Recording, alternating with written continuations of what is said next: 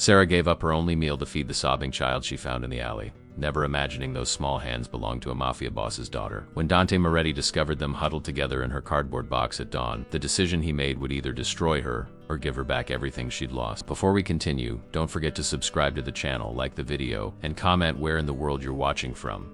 Let's go. The rain had started 3 hours ago, and Sarah knew from experience it wouldn't stop until morning. She'd learned to read Chicago's weather patterns the way most people read newspapers, understanding the subtle shifts in wind direction that meant a storm was settling in for the night rather than just passing through. Her cardboard shelter, carefully constructed from boxes she'd salvaged behind the electronics store on Fifth Avenue, was already showing signs of deterioration. Water pooled in the corners where she'd failed to properly seal the seams, and the distinctive smell of wet cardboard filled the narrow alley that had become her home for the past 2 months. At 43, Sarah Martinez had never imagined she'd be living on the streets. The descent from her previous life had been gradual at first, then catastrophically swift. 3 years ago, she'd been a registered nurse at St. Catherine's Hospital, pulling double shifts to support her daughter Emma through college. She'd had a small apartment in a decent neighborhood, a car that ran most of the time, and enough money in her savings account to handle minor emergencies. Then came the diagnosis: stage 3 breast cancer, the medical bills that insurance refused to cover, the experimental treatments that offered hope but demanded payment up front. She'd exhausted her savings, maxed out her credit cards. Still, the debt collectors circled like vultures, sensing fresh prey. When she lost her apartment, Emma had begged her to move in, but Sarah refused. Her daughter was 21, just starting her life, working 2 jobs while finishing her degree. The last thing Sarah wanted was to become another burden. Besides, the treatments had ravaged her body in ways that went beyond the physical. The chemotherapy brain fog made it difficult to concentrate, to remember simple things, to function in the professional capacity her nursing license required. She'd lost her job after making a medication error that, thankfully, hadn't harmed the patient but had ended her career nonetheless. Without employment, without income, the streets became inevitable. Sarah had discovered a hierarchy among Chicago's homeless population, an intricate social structure invisible to those who hurried past without making eye contact. There were the chronic homeless, people who'd lived rough for years and knew every shelter, every soup kitchen, every safe place to sleep without harassment. There were the mentally ill, failed by a system that offered pills but not support.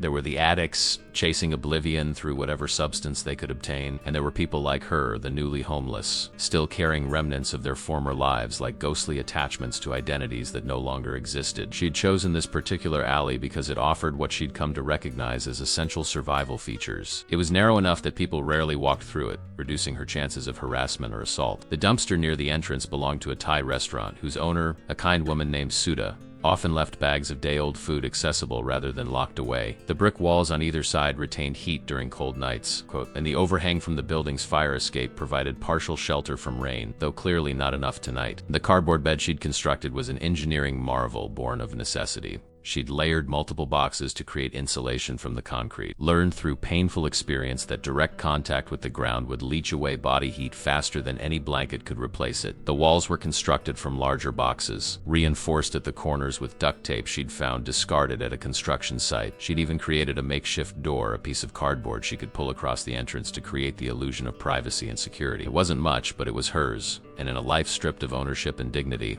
that mattered more than people might understand. Tonight, despite the failing shelter, Sarah felt a small sense of gratitude. She'd eaten earlier, a meal from the shelter on Monroe Street, where volunteers served dinner between 5 and 7. The food had been hot, nutritious, and served with a kindness that almost broke her heart more than the cruelty she sometimes encountered. One of the volunteers, a young woman with gentle eyes, had slipped her a packaged sandwich for later, understanding without being told that hunger didn't operate on convenient schedules. Sarah had the sandwich now, carefully wrapped and stored in the plastic bag she used to protect her few possessions from moisture. Her possessions were pathetically few but precious beyond measure. A photograph of Emma, taken at her high school graduation, protected in a Ziploc bag. A small notebook where she sometimes wrote letters she'd never send, maintaining the illusion that her thoughts mattered to someone. A Swiss Army knife, a gift from her father before he died, its multiple tools invaluable for the countless small challenges of street life. 3 pairs of socks, because dry socks could mean the difference between merely uncomfortable nights and feet so damaged that walking became agony. And her nursing license, laminated and carefully preserved, though it had been suspended. She kept it because giving it up would mean accepting that this life was permanent, that she'd never work again, never contribute again, never be more than invisible. The sound of crying cut through the rain's steady rhythm. Sarah's head lifted, her body automatically tensing. Crying could mean many things on the streets. It could be someone in distress, genuinely needing help. It could be bait, a trick used by predators who exploited compassion. It could be mental illness, someone lost in private anguish that had nothing to do with external circumstances. Sarah had learned caution, had developed survival instincts that sometimes conflicted with the person she'd been. The nurse trained to respond to signs of suffering, but this crying was different. It had the particular quality of a child's fear, high-pitched and desperate, punctuated by hiccuping sobs that spoke of someone small and terrified. Sarah emerged from her shelter, ignoring the rain that immediately soaked through her thin jacket. The alley was darker than usual. The streetlight at the entrance had been broken for weeks, and the businesses on either side had closed hours ago. She found the girl huddled against the opposite wall, maybe 20 feet from Sarah's cardboard home. The child couldn't have been more than 7 or 8 years old. Wearing a light jacket, completely inadequate for the weather, her dark hair plastered to her head by rain, she was crying with the kind of abandoned desperation that suggested she'd been alone for some time, past the point of expecting rescue,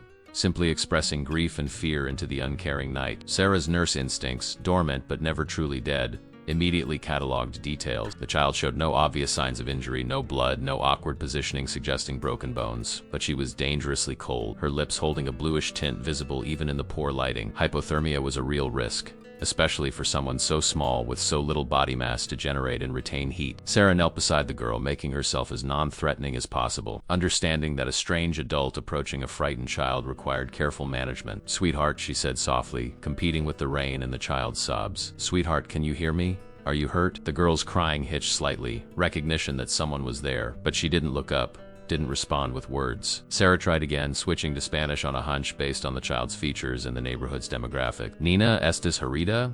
Are you lost?" This time the girl's head lifted slightly, dark eyes wide with fear but also desperate hope. She nodded, fresh tears spilling down already wet cheeks. Sarah's heart clenched with recognition of that particular kind of terror, the fear of being small and alone in a world suddenly too large and dangerous to navigate. "I'm going to help you," Sarah promised, though she had no idea how to fulfill that promise. Her own resources were non-existent. She had no phone to call for help, no money for a cab to take the child somewhere safe, no authority that anyone would recognize or respect, but she couldn't leave this child here, exposed to weather and worse dangers than cold rain. She made a decision that would change everything, though she couldn't know that yet. She simply extended her hand, weathered and rough but gentle, toward the frightened girl. "Come with me," she said. "I don't have much, but I have shelter and something to eat. We'll get you warm and figure out what to do next, okay?" The girl stared at Sarah's offered hand for a long moment, child instinct warring with desperate need. Whatever internal calculation children make about trust and safety must have resolved in Sarah's favor, because small fingers, ice cold and trembling, slipped into her palm. Sarah helped the girl to her feet, feeling how the child shivered, how her small body had already begun the dangerous process of shutting down non-essential functions to preserve core temperature. They needed to get her warm immediately. Sarah's cardboard shelter, pathetic as it was,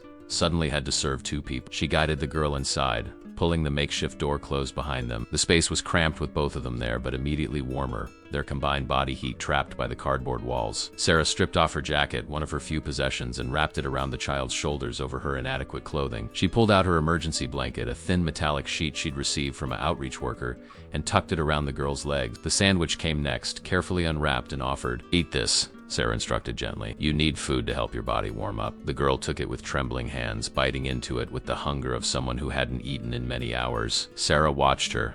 This small stranger she'd chosen to help felt something shift inside her chest. For months, her life had contracted to simple survival, getting through each day, each night, focused solely on her own continued existence. But this child's presence expanded something Sarah thought had died, a sense of purpose beyond mere survival, a reminder that she was still capable of caring about someone other than herself. "What's your name?" Sarah asked softly. The girl swallowed her bite of sandwich and whispered so quietly Sarah almost missed it. "Lucia. That's a beautiful name. I'm Sarah. Can you tell me what happened, Lucia? How did you get lost?" The story came out in fragments, interrupted by continued shivering and occasional fresh tears. Lucia had been with her mother at a store, several blocks away. There had been crowds of people. Lucia had let go of her mother's hand for just a moment to look at something, and when she turned back, her mother was gone. She'd searched, crying, asking people for help, but everyone had hurried past. She'd tried to find her way back to their apartment but gotten confused. The streets all looking the same in the rain and darkness. She'd been wandering for hours, she thought, though she wasn't sure. Time had become elastic in her fear, stretching and contracting in ways that made accurate accounting impossible. Sarah's mind raced through options.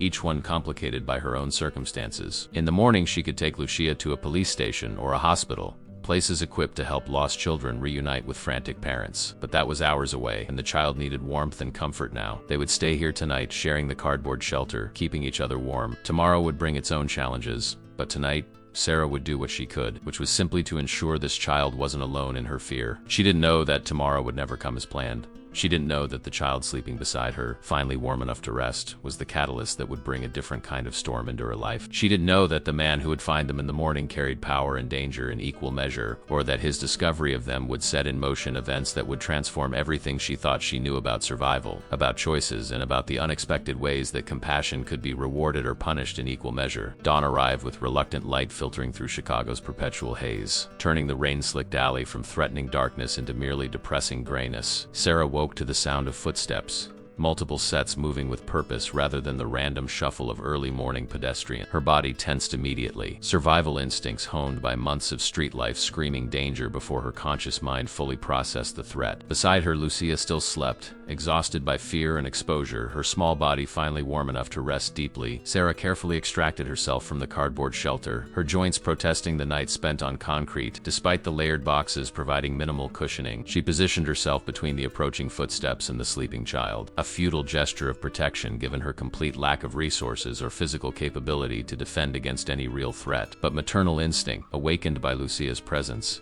demanded she at least place her body between danger and the innocent. 3 men emerged from the alley's entrance, their presence immediately marking them as different from the usual mix of street people, business workers, or random pedestrians who occasionally passed through. These men moved with coordinated precision, their expensive suits somehow remaining immaculate despite the urban grime that coated everything in this part of the city. The one in the center, clearly the leader, carried himself with an authority that made Sarah's nurse training immediately catalog details. Mid-30s, she estimated, though something about his eyes suggested he'd lived more than his years would indicate. Dark hair styled with careless perfection, a jawline that belonged on magazine covers, and an expression of controlled intensity that suggested violence was always an option but rarely a first choice. Behind him walked 2 men whose purpose was unmistakable even to someone with Sarah's limited experience reading criminal intent. Bodyguards, though, that term felt inadequate for the contained danger they projected. One was built like a professional athlete, all controlled muscle and careful movement. The other was leaner, his eyes constantly scanning the alley with the hypervigilance of someone trained to identify threats before they materialized. Both had the telltale bulges beneath their jackets that suggested weapons worn with such familiarity they'd become extensions of their bodies. The leader stopped 10 feet from Sarah's cardboard shelter, his storm gray eyes taking in the scene with an assessment that felt both clinical and surprisingly compassionate. Sarah forced herself to meet his gaze, refusing to display the fear coursing through her veins. She'd learned that predators, whether human or animal, responded to signs of weakness with aggression. Showing strength, even when you possessed none, sometimes provided protection that actual capability could not. "You're Sarah Martinez," the man said, his voice carrying an accent Sarah couldn't quite place. European, certainly, but from where exactly remained unclear. It wasn't a question. Somehow this dangerous stranger knew her name, which should have terrified her more than it did. Instead, she felt a strange calm settling over her, the same detachment she'd experienced during particularly challenging moments in her nursing career when panic would have been counterproductive. "I am," she confirmed, keeping her voice steady. "Who's asking?" A slight smile touched his lips, though it didn't reach his eyes. "My name is Dante Moretti. I believe you have something that belongs to me." Sarah's mind raced through possibility, trying to understand what this obviously wealthy and powerful man could possibly want from someone living in a cardboard box. She had nothing worth stealing.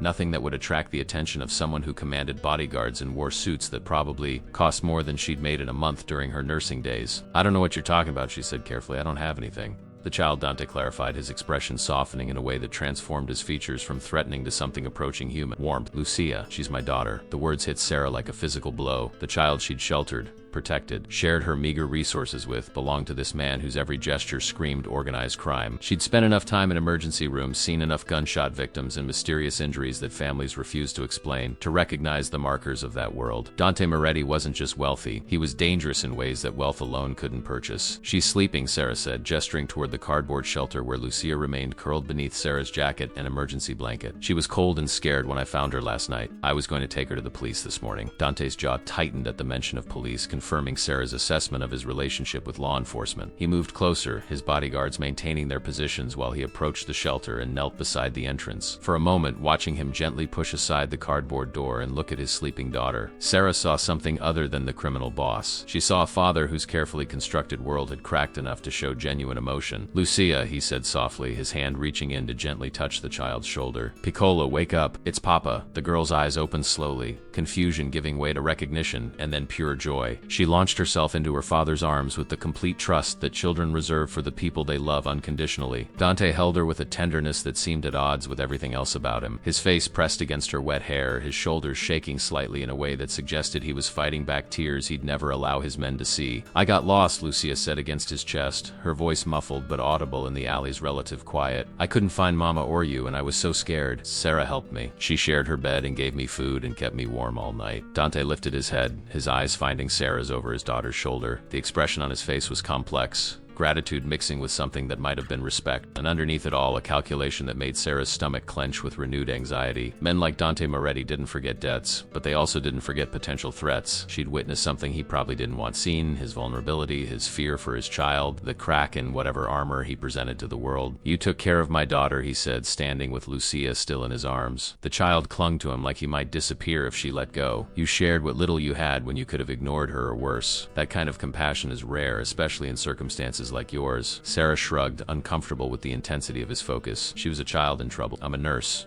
or I was. Helping people is what I do." "Was," Dante repeated, picking up on the past tense. "What happened?" The question felt too intimate, too personal for a stranger in an alley, but something about his genuine interest made Sarah answer honestly. "Cancer, medical bills, job loss, everything that could go wrong went wrong. This isn't where I thought my life would end up, but here we are." She gestured at the cardboard shelter with bitter humor, living the dream in luxury accommodations. Dante studied her for a long moment, and Sarah could practically see him making decisions, calculations that would affect her life in ways she couldn't yet imagine. When men like him entered your orbit, Sarah understood from her emergency room experience, you either became useful or became a problem. Problems in that world didn't tend to survive long enough to cause complications, Marco Dante said, addressing the larger of his two bodyguards. "Call Dr. Castellano. Tell him I need him to examine someone immediately. Full workup, whatever she needs. Then contact the Riverside property manager. I want the guest house prepared by this afternoon." The orders were delivered with casual authority, the assumption that they would be followed without question or delay. Sarah's mind struggled to process what was happening. She'd expected gratitude, maybe some money as a reward for helping his daughter. She hadn't expected what sounded like medical care and housing being arranged with the same ease most people ordered coffee. "I don't need," she started to protest, but Dante cut her off with a look that suggested arguing would be futile. "You sheltered my daughter in a cardboard box when you had every reason to be concerned only with your own survival. The least I can do is ensure you never have to sleep in an alley again. This isn't charity, Miss Martina. Consider it payment for services rendered. And before you argue," he continued, anticipating her next protest, "understand that I take my debts seriously. You gave Lucia's safety when she needed it most. That creates an obligation I intend to honor." Sarah wanted to refuse,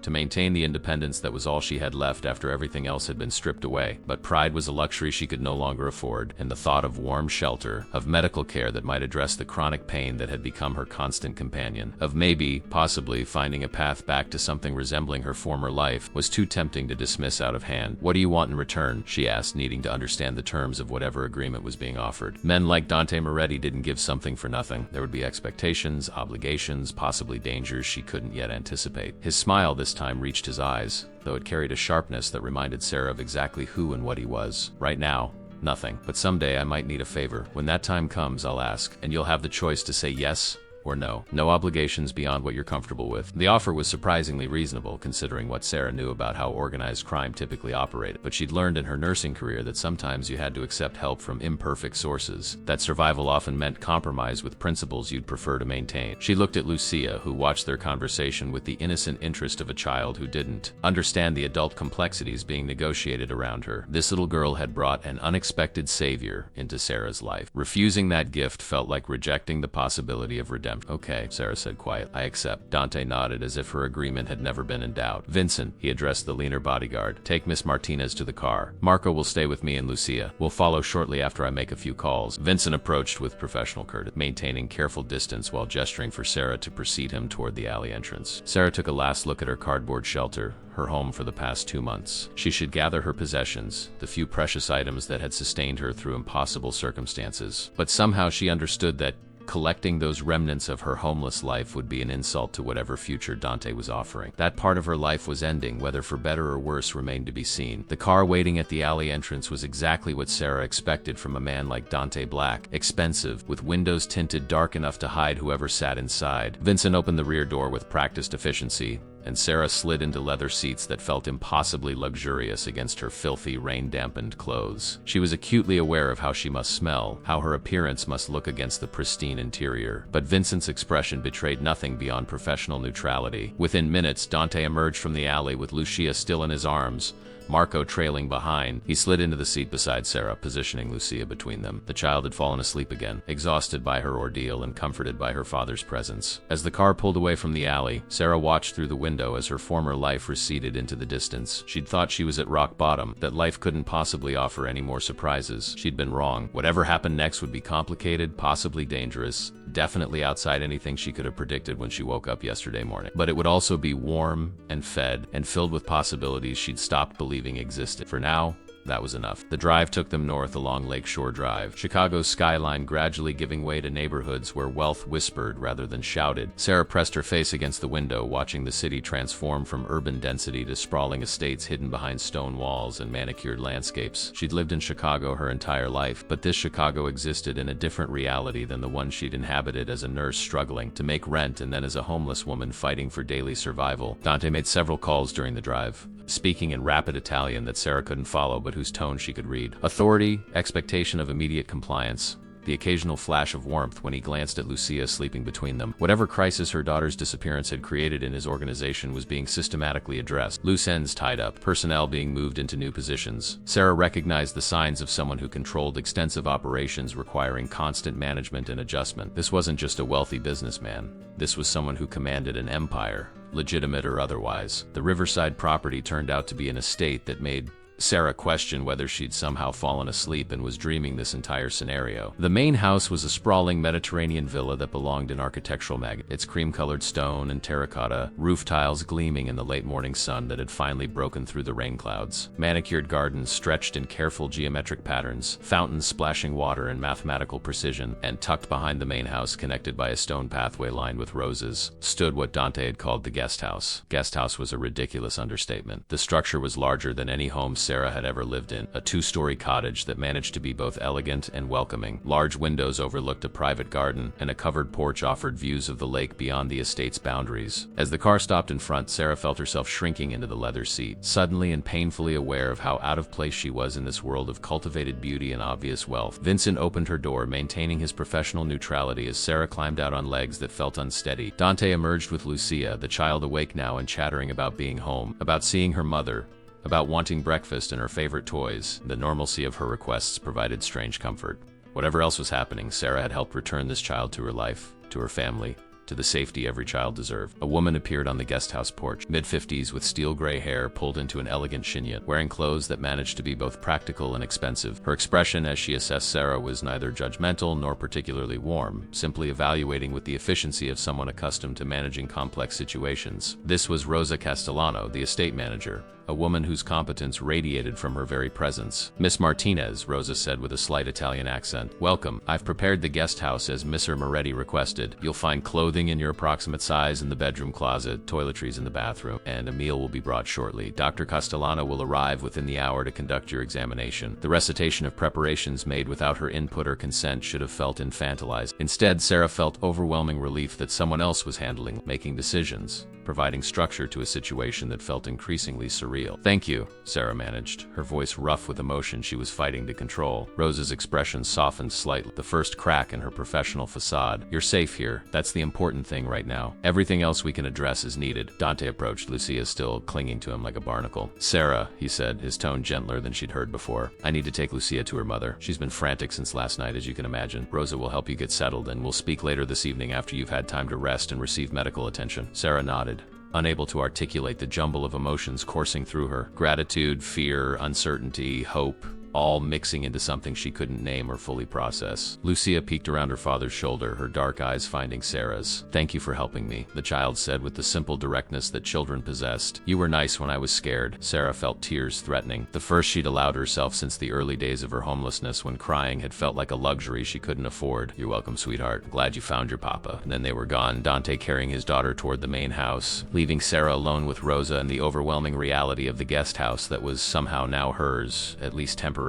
Rosa gestured for Sarah to follow her inside, and Sarah complied, her feet moving automatically while her mind struggled to catch up with the radical shift her life had taken in the span of a few hours. The interior of the guest house was decorated with understated elegance, comfortable furniture in warm earth tones, artwork that looked original rather than mass-produced, hardwood floors covered with rugs that probably cost more than Sarah's former annual salary. Everything was immaculate, prepared with the efficiency that suggested Rosa ran this estate with military precision, but it was also somehow welcoming, designed to be lived in rather than merely displayed. Rosa led her upstairs to the master bedroom, where a king-size bed dominated the space, covered in linens that looked impossibly soft. The attached bathroom was larger than the apartment bedroom Sarah had occupied before homelessness, featuring a separate shower and soaking tub that called to Sarah with siren song promises of hot water and privacy. On the bathroom counter, someone had laid out an array of toiletries. Everything from shampoo to toothbrushes to skincare products Sarah recognized from her previous life when she'd occasionally splurged on small luxuries. Take your time, Rosa said, leaving fresh towels on the counter. It's no rush, no expectations. Clean up, rest if you need it, and I'll have food ready when you come down. If you need anything, there's an intercom system. Just press the button by the door and someone will respond to me. The casual mention of an intercom system reminded Sarah that this wasn't just a guest house. This was part of a larger operation, a world where security and constant communication were standard operating procedure. She was grateful for the help, desperate for the shower and clean clothes, but increasingly aware that accepting Dante's assistance meant entering a world she didn't understand and couldn't control. After Rosa left, Sarah stood in the bathroom for a long moment, staring at her reflection in the mirror. The woman looking back was almost unrecognizable. Gaunt face, hollow eyes, skin weathered by exposure to elements, hair matted despite her best efforts to maintain basic hygiene with public restroom facility. 2 months on the streets had aged her a decade, had stripped away everything except the most essential parts of herself. She looked like someone who'd given up, who'd stopped believing in possibilities beyond survival. The shower was revelation and purgatory combined. Hot water, endless and perfectly pressurized, cascaded over her body, washing away layers of grime and despair. Sarah scrubbed with the kind of thorough attention she'd employed in nursing school, understanding that cleanliness was both practical necessity and psychological renewal. But the shower also revealed the toll her recent life had taken. Her body was thinner than healthy, her ribs visible in ways they'd never been before. Bruises in various stages of healing decorated her arms and legs, souvenirs from nights spent on concrete and encounters with aggressive street people defending their territory. The clothing Rosa had provided fit reasonably well. Soft cotton pants and a simple sweater that felt impossibly luxurious against skin accustomed to clothes worn too many days in succession. Sarah found a hairbrush and worked through the tangles,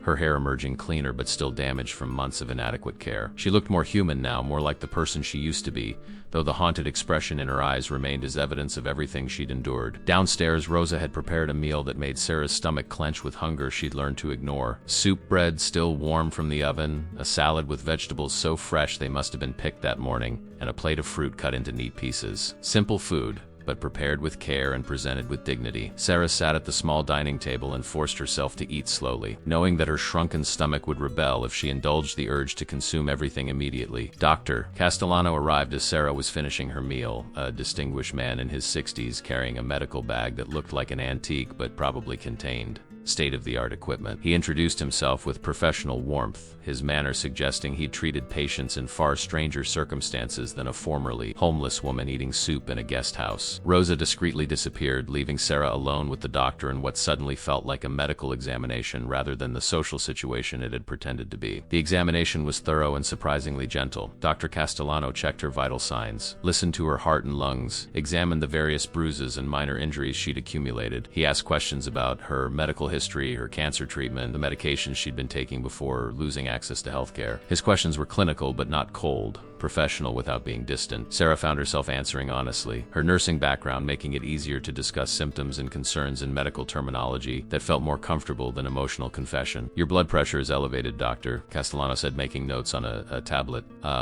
Not dangerously so, but worth monitoring. You're significantly underweight, which we'll address with proper nutrition. The cancer appears to be in remission based on what you're telling me about your last oncology visit, but we'll schedule imaging to confirm. You have some minor infections that antibiotics will clear up easily. Overall, Miss Martinez, you're remarkably healthy considering your recent circumstance. That's a testament to your nursing training and resilience. Sarah felt unexpected tears threatening again. Resilience was a generous word for what had felt like barely surviving day to day. "I did what I had to do," she said quietly. "Doctor," Castellano smiled with genuine warmth. "That's the definition of resilience." He produced several prescription bottles from his bag, setting them on the table with careful precision. "Antibiotics for the infections, vitamins to address deficiencies, and something to help you sleep without the anxiety that I suspect has been plaguing you. I'll return next week to check your progress, but if you need anything before then, Rosa knows how to reach me immediately." After the doctor left, Sarah found herself alone in the guest house with nothing to do except think. The luxury surrounding her felt surreal after months of cardboard and concrete. The silence, broken only by distant sounds of the estate's operations, was simultaneously comforting and unsettling. She'd grown accustomed to the constant noise of street life, sirens and voices, and the general cacophony of urban poverty. This quiet felt almost threatening in its peacefulness, as if waiting for some disaster to shatter the illusion of safety. She wandered through the guest house, opening drawers and cabinets with the guilty feeling of trespassing despite Rosa's assurances that this space was hers to use. The closet held more clothes than she'd owned in years, all in her size, all chosen with surprising attention to her preferences, comfortable rather than flashy, practical rather than frivolous. Someone had done research, had learned enough about her to make educated guesses about what she'd need and want. The realization should have felt invasive. Instead, it felt like being seen, acknowledged, cared for in ways she'd forgotten were possible. Exhaustion hit her suddenly, the accumulated deficit of sleepless nights and constant vigilance finally catching up now that she was somewhere safe enough to relax. Sarah climbed the stairs to the bedroom, pulled back the covers, and slid between sheets that felt like clouds after months of cardboard and emergency blankets. She expected to lie awake, her mind racing through everything that had happened, questioning decisions and worrying about futures she couldn't predict. Instead, she fell asleep within minutes,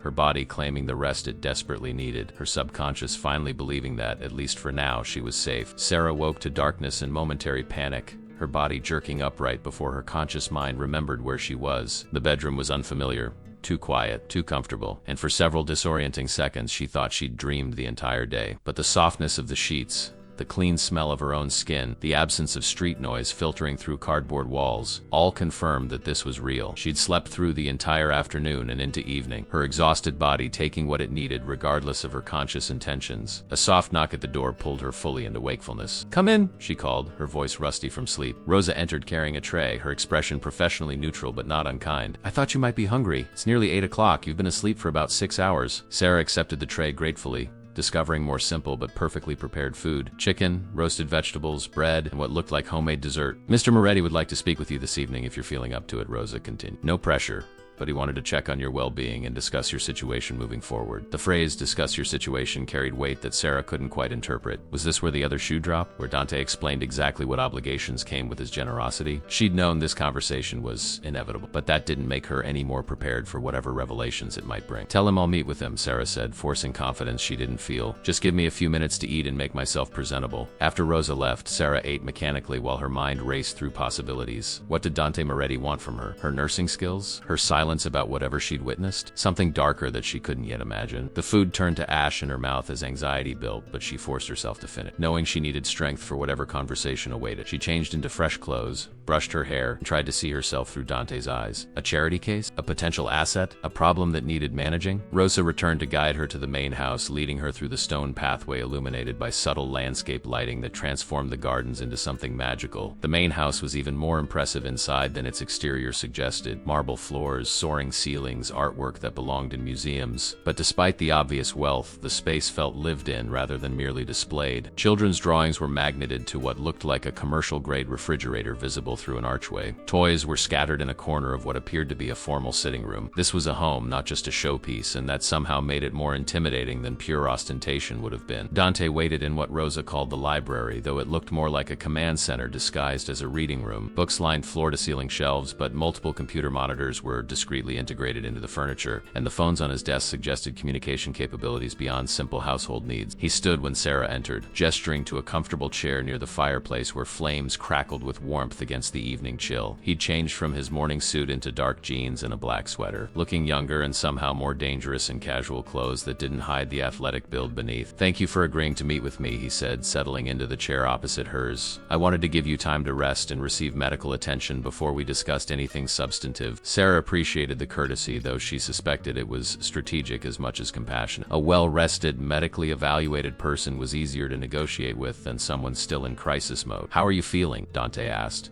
and the question seemed genuinely interested rather than merely polite. "Better," Sarah admitted. "The shower, the sleep, the food, all of it helps more than you probably realize." "Good," Dante said, his gray eyes studying her with that same assessing intensity she'd noticed in the alley. "Dr. Castellano gave me his report. He's optimistic about your recovery with proper care and nutrition. The cancer remission is holding, which is excellent news." Sarah felt her throat tighten at the casual mention of her medical information being shared, but she understood this was Dante's world. Privacy existed only where he allowed it to exist. Information was currency, and he'd invested in learning about her. "I want to be clear about something," Dante continued, leaning forward slightly. "I don't expect anything from you beyond what you're comfortable giving. You helped my daughter when you had every reason to focus solely on your own survival. That creates a debt on my side, not yours. The guest house is yours for as long as you need it. Medical care, food, clothing, all provided without strings. You're not a prisoner, not an employee, not obligated to me in any way beyond basic courtesy." The declaration should have been reassuring. Instead, it raised Sarah's suspicions. Men like Dante Moretti didn't operate on simple gratitude. There had to be something he wanted, some reason beyond thanking her for sheltering his daughter. "I don't understand,"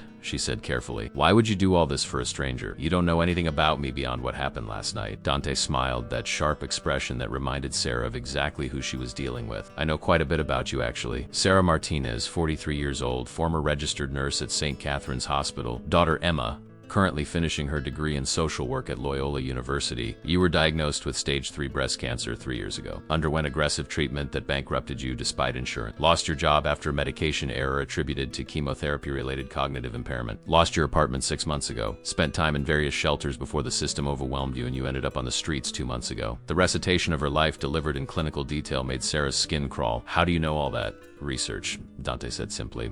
"I wanted to understand who helped my daughter, whether you represented a threat or an opportunity. What I found was someone who fought through impossible circumstances with remarkable dignity, someone whose instinct, even while homeless and struggling, was to help a frightened child rather than exploit her vulnerability." Sarah processed his words, understanding dawning slowly. "You're saying I passed some kind of test? Something like that?" Dante acknowledged. In my world, character is everything. Loyalty, compassion, the ability to act correctly, even when no one is watching and when doing so costs you something. These qualities are rare and valuable. You demonstrated all of them when you sheltered Lucia." Sarah felt her earlier suspicions crystallizing into certainty. "You want something from me. The question is what?" Dante's expression turned serious, the charming facade dropping to reveal the calculating mind beneath. "I run several businesses, some legitimate, others less so. I employ many people, but few of them I truly trust. The attempted kidnapping of my daughter happened because someone in my organization leaked information about her schedule, her routines, where she'd be vulnerable. That betrayal nearly cost me everything that matters." He stood, moving to pour amber liquid from a crystal decanter into 2 glasses, offering one to Sarah. She accepted it automatically, her nurse's instinct noting it was probably expensive whiskey, though she'd never developed a taste for such things. "Someone close to me is working with my enemies," Dante continued. "Someone I've trusted, possibly for years. Finding them requires skills my usual people don't possess. They're good at physical security, at obvious threats. But psychological insight, the ability to read people and identify deception, that's different." Understanding crashed over Sarah like cold water. "You want me to help you find a traitor because I have nursing training? Because I worked in emergency rooms and learned to read people under stress?" "Exactly," Dante confirmed. "You spent years evaluating patients, determining whether they were telling the truth about symptoms, identifying drug-seeking behavior, spotting the signs of abuse that victims tried to hide. Those skills translate directly to identifying deception in other contexts. Plus, you're outside my organization. The traitor won't see you as a threat because you have no history with us. No obvious loyalties or connections. Sarah took a sip of the whiskey, feeling it burn down her throat while her mind raced through implications. This was why he'd brought her here, why he'd provided medical care and safety. Not pure gratitude, but recognition that she possessed skills he needed. The realization should have made her angry, should have felt like manipulation. Instead, she felt oddly relieved. This was honest, transactional, something she could understand and evaluate without drowning in unwanted charity. What if I say no? She asked, needing to understand the boundaries. Then you say no, Dante replied without hesitation. The guest house remains yours. The medical care continues. Emma's tuition gets paid, which is something I was planning regardless of your answer. You're not a prisoner, Sarah. You're someone I'm asking to help me protect my family. There's a difference. The mention of Emma's tuition made Sarah's chest tighten. That was manipulation. Subtle but effective. Offering to solve one of her deepest worries. Removing the guilt she carried about her daughter working 2 jobs to afford school. But it was also pragmatic. Dante had identified her pressure points and addressed them. That was smart business. And Sarah could respect the honesty of it even while recognizing the strings being carefully attached. If I agreed, what would it actually involve? Sarah asked, neither accepting nor refusing, simply gathering information to make an informed decision. You'd meet people in my organization, Dante explained. Social situations mostly. Dinners, gatherings, casual interaction. You'd observe, ask questions, form impressions about who might be hiding something. Your nursing background provides perfect cover. You're recovering from homelessness, grateful for help. No one would suspect you're actually evaluating them for deception markers. How dangerous would this be? Extremely if you're discovered, Dante said with brutal honesty. The person who leaked information about Lucia has already proven they're willing to endanger a child to achieve their goals. They won't hesitate to hurt you if they realize you're a threat. That's why this has to be your decision, made with full understanding of the risks involved. Sarah stared into her whiskey glass, seeing her reflection distorted in the amber liquid. 2 days ago, she'd been sleeping in a cardboard box. Her biggest concern finding enough food to get through the day without collapsing. Now she was being recruited by a mafia boss to identify traitors in his organization. The absurdity should have been overwhelming. Instead, it felt strangely appropriate. Her old life had ended with cancer and medical bills. This new life, whatever shape it took, would be built from different materials entirely. I need time to think about it, she said fine. This isn't the kind of decision I can make in one conversation, no matter how grateful I am for everything you've done. Dante nodded, as if her caution pleased him more than immediate agreement would have. Take all the time you need. Get healthy. Get settled. Spend time with Emma if you want. I can have her brought here this weekend if you'd like to see her without explaining your current circumstances. The offer was tempting almost beyond resistance. Sarah hadn't seen her daughter in 2 months, had been too ashamed of her homeless status to make contact. The thought of holding Emma, of assuring her that everything would eventually be okay, made Sarah's throat tight with suppressed emotion. I'd like that, Sarah admitted, but I won't lie to her about what's happening. If I'm living here, if you're paying her tuition, she deserves to know why. She deserves to make her own decision about whether she wants to be connected to whatever this is. Dante's smile held genuine respect. That's why I think you'll ultimately say yes to helping me, because you understand the importance of informed consent, of making choices with full knowledge of consequences. Those are rare qualities, especially in my world where most people prefer comfortable ignorance. Sarah stood, suddenly exhausted again despite her long afternoon nap. The emotional weight of the conversation had drained her more than physical exertion ever could. I should get back to the guest house, process everything we've discussed. Of course, Dante said, standing as well. Rosa will walk you back. And Sarah, he added as she turned toward the door, thank you again for protecting Lucia. Regardless of what you decide about helping me, that gift can never be adequately repaid. Walking back through the illuminated gardens, Sarah felt the surreal quality of her situation settling over her like a heavy blanket. She'd gone from homeless to housed, from invisible to valued, from purposeless to potentially essential. But the price of that transformation was entering a world of violence and betrayal, of calculated risks and moral compromises. The question she faced wasn't whether she could help Dante identify his traitor. Her nursing training had prepared her well for reading deception and evaluating behavioral patterns under stress. The real question was whether she was willing to become the kind of person who used those skills in service of organized crime, however justified the specific application might be. Emma arrived Saturday morning in a car Dante had sent, her face a mixture of confusion, hope, and barely contained emotion as Rosa led her to the guest house where Sarah waited. The moment Sarah opened the door, her daughter's carefully maintained composure shattered. Emma threw herself into Sarah's arms with the desperate intensity of someone who'd been mourning a loss that wasn't quite death, but felt equally final. They stood in the doorway, clinging to each other while tears flowed freely, neither trying to speak through the overwhelming relief of reunion. You're okay, Emma kept repeating, her hands moving over Sarah's arms and shoulders as if checking for injury. Mom, I thought I'd lost you. When you stopped answering my calls, when I went to the shelters and no one had seen you, I thought something terrible had happened. Sarah held her daughter tighter, guilt washing over her in waves. She'd cut contact to protect Emma from the shame of her circumstances, to spare her the pain of watching her mother's continued deterioration. But that decision had inflicted its own damage, leaving Emma to imagine horrors that might have been worse than reality. Inside the guest house, settled on the comfortable sofa with tea Rosa had thoughtfully provided, minute before disappearing. Sarah began the impossible task of explaining the past 48 hours. She started with finding Lucia in the alley, needing Emma to understand that this bizarre situation had begun with an act of simple compassion rather than calculated involvement with dangerous people. Emma listened without interrupting, her intelligent eyes tracking every detail, processing information with the analytical mind she'd inherited from her mother alongside her determination to help people through her social work degree. When Sarah reached the part about Dante's offer of help and the subsequent revelation of what he wanted in return, Emma's expression shifted from relief to concern. "Mom, this is the Mafia we're talking about. You understand that, right?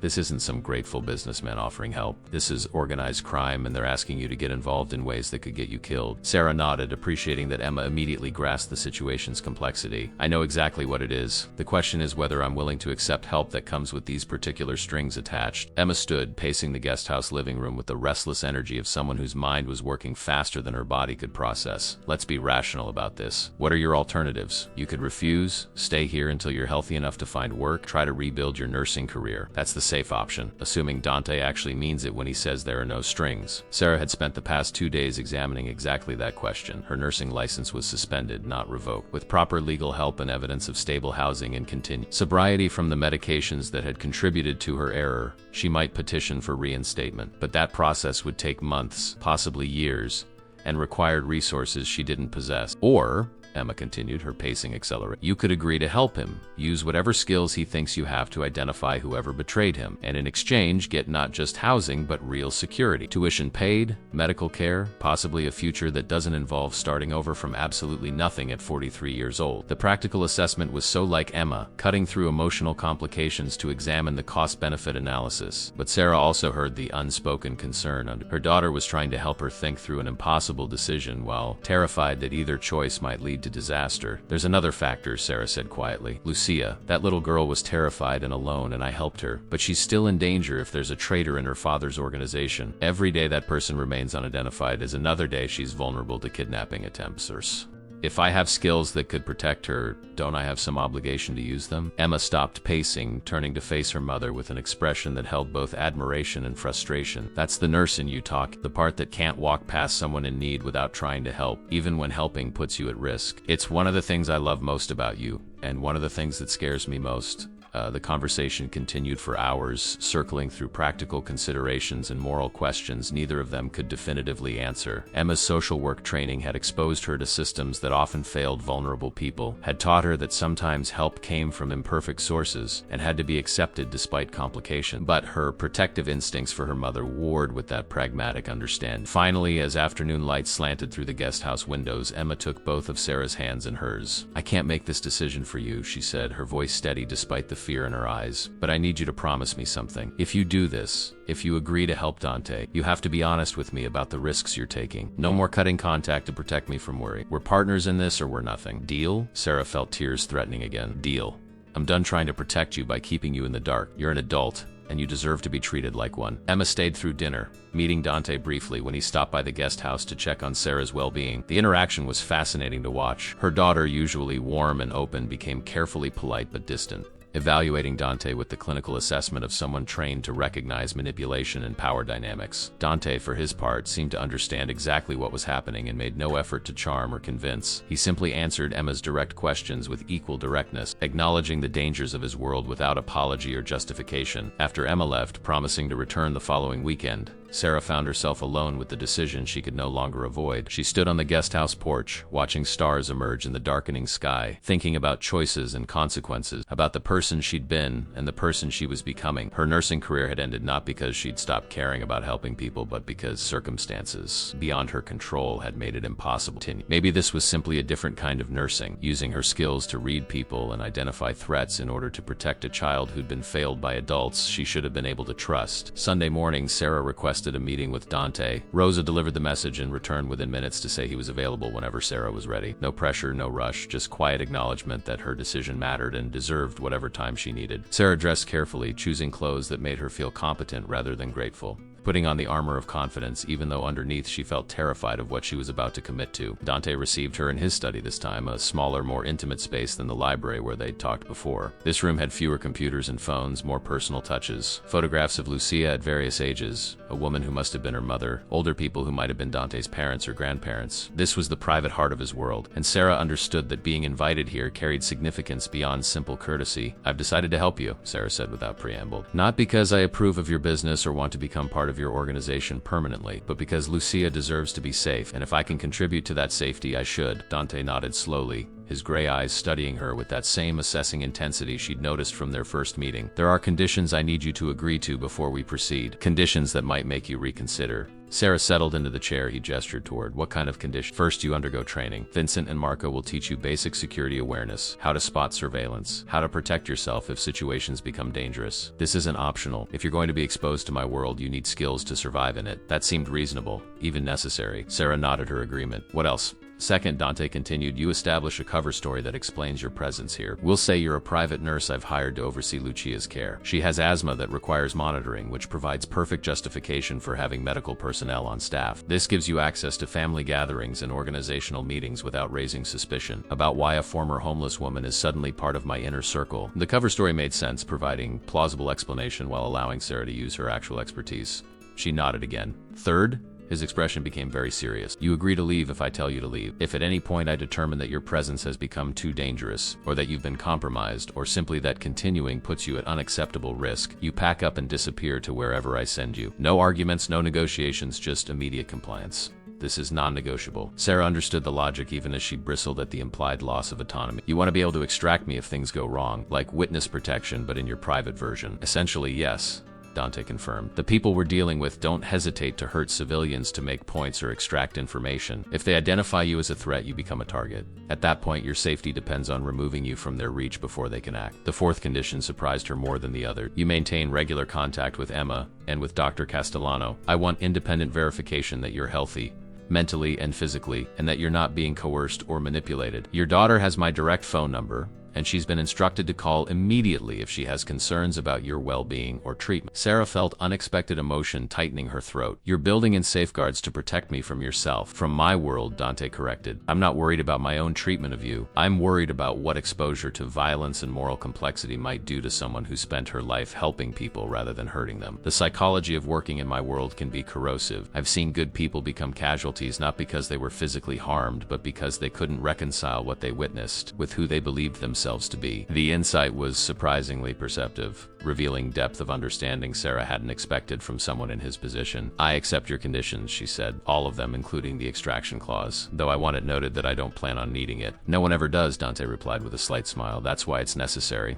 They spent the next hour discussing logistics. Sarah would begin security training the following morning with Vincent, learning to recognize surveillance and basic defensive techniques. She'd attend a family dinner that evening, her first exposure to the people she'd be evaluating. Dante's wife, Isabella, would be there, along with his mother, his sister, and her husband, three of his closest associates. A small gathering by his family's standards, but enough to begin building profiles and identifying behavioral baseline. The security training proved more intense than Sarah anticipated. Vincent was a patient but demanding instructor, teaching her to read her environment for threats, to identify the subtle signs of someone conducting surveillance, to recognize when a situation was deteriorating toward violence in time to extract herself. He taught her basic self-defense moves, not enough to win fights, but enough to create opportunities for escape. Most importantly, he taught her to trust her instincts when something felt wrong, explaining that survival often depended on acting on subconscious threat assessment before conscious mind caught up. Marco handled what he called operational security, teaching Sarah how to communicate sensitive information without leaving digital trails, how to recognize if her phone or computer had been compromised, how to arrange meetings in ways that minimized risk of surveillance or interception. The training was exhausting and occasionally terrifying, forcing Sarah to confront exactly how dangerous the world she was entering actually was. But it was also oddly empowering. For months she'd been completely vulnerable, unable to protect herself from the countless threats that street life presented. Now she was learning skills that might actually keep her alive if situations deteriorated. That felt like reclaiming agency she'd thought permanently lost. By late afternoon, when Vincent called a break to let her rest before the evening's dinner, Sarah felt physically exhausted but mentally sharper than she had in years. Rosa helped her dress for dinner, providing clothes that struck the right balance between professional and approachable. Sarah studied herself in the mirror, seeing someone who looked competent and healthy, someone who might believably be a private nurse rather than a former homeless woman recruited for espionage. The transformation was remarkable and slightly unsettling. She was learning to wear masks,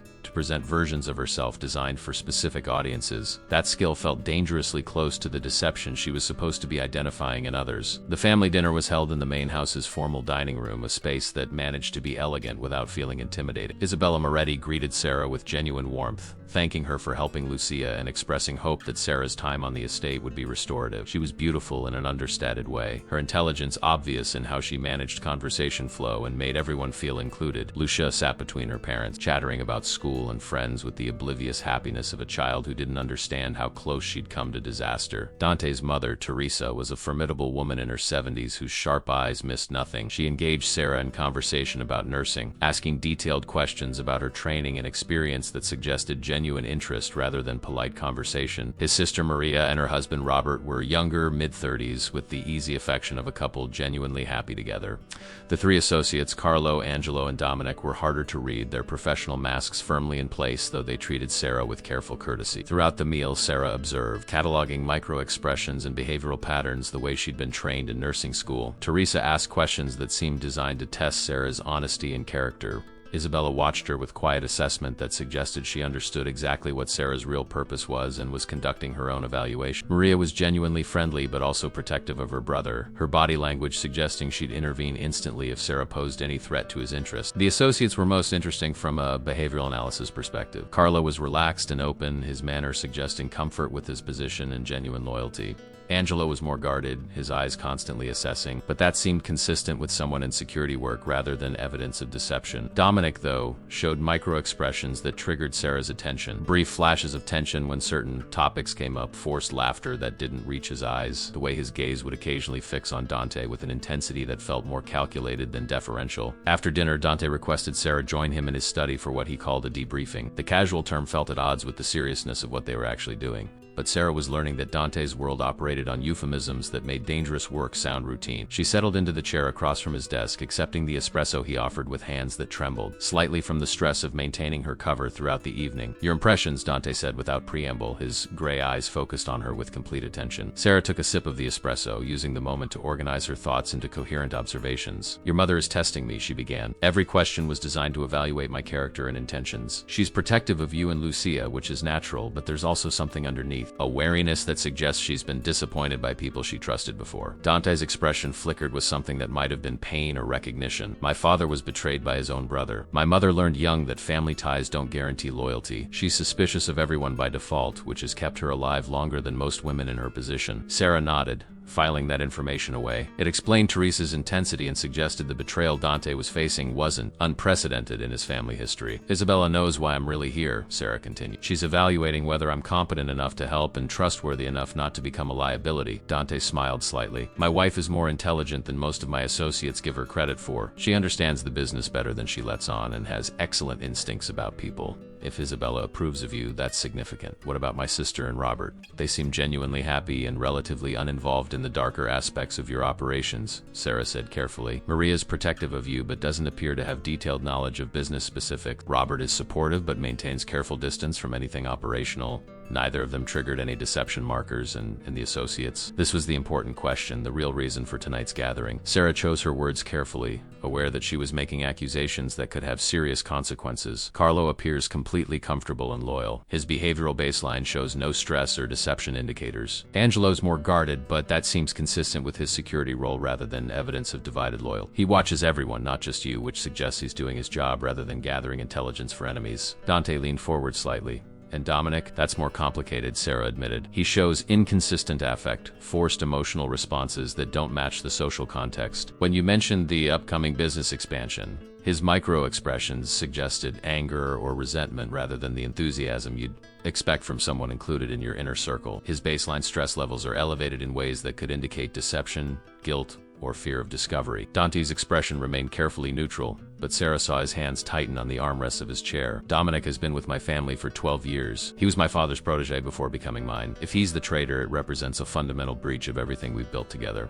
Sarah understood the personal cost of what she was suggesting. This wasn't just identifying a security problem. This was potentially destroying a relationship Dante had invested years in building and maintaining. "I'm not saying he's definitely your traitor," she cautioned. "I'm saying his behavioral patterns warrant closer observation. There could be other explanations for the stress markers I'm seeing." "What kind of other explanation? Personal problems, financial stress, health concerns, relationship issues. Any number of factors could create the elevated baseline anxiety I observed. But combined with the inconsistent emotional responses when certain topics came up, it's worth investigating further. Dante stood, moving to pour himself whiskey from the crystal decanter on the sidebar. He stood there for a long moment, his back to Sarah, shoulders tight with tension that suggested he was processing information he'd hoped not to receive. Dominic's wife left him 6 months ago, he said finally, took their kids and moved back to Italy. He's been struggling with the separation, drinking more than usual, making mistakes he wouldn't have made before. The information complicated Sarah's assessment. Personal crises could absolutely explain elevated stress and inconsistent emotional responses, but it could also provide motivation for betrayal if Dominic needed money to fight custody battles or blamed Dante somehow for his domestic problem. We need more data points, Sarah said. One dinner isn't enough to draw definitive conclusions. I'd need to observe him in multiple contexts, see if the patterns hold or if tonight was an anomaly related to his personal situation. Dante turned back to face her. There's a business meeting Thursday night. Strategy session about the expansion Dominic reacted to. I'll make sure you're present as Lucia's nurse, checking on her after she's gone to bed. It will give you opportunity to observe him and the others in a more operational context. The plan made sense, though Sarah felt anxiety building at the thought of being present during what sounded like actual criminal business discussions. What if I hear things I shouldn't? What if being present at these meetings makes me an accomplice to whatever you're planning? Dante's expression softened slightly. The meetings you'll attend will be legitimate business discussion. The expansion we're planning involves opening 3 new restaurants in Milwaukee. All legal, all properly licensed and regulated. You won't be exposed to anything that would make you complicit in criminal activity. Sarah wanted to believe him, but she'd learned enough about his world to know that legitimate businesses often served as fronts for less legal operations. Still, she'd agreed to help, and that meant accepting some level of moral ambiguity about what she might learn or witness. The week leading up to Thursday's meeting passed in a blur of continued training and observation. Sarah spent mornings with Vincent learning more advanced security techniques, afternoons with Marco understanding organizational structure and key personalities she needed to know, and evenings studying the files Dante provided on his associates. The files were surprisingly detailed,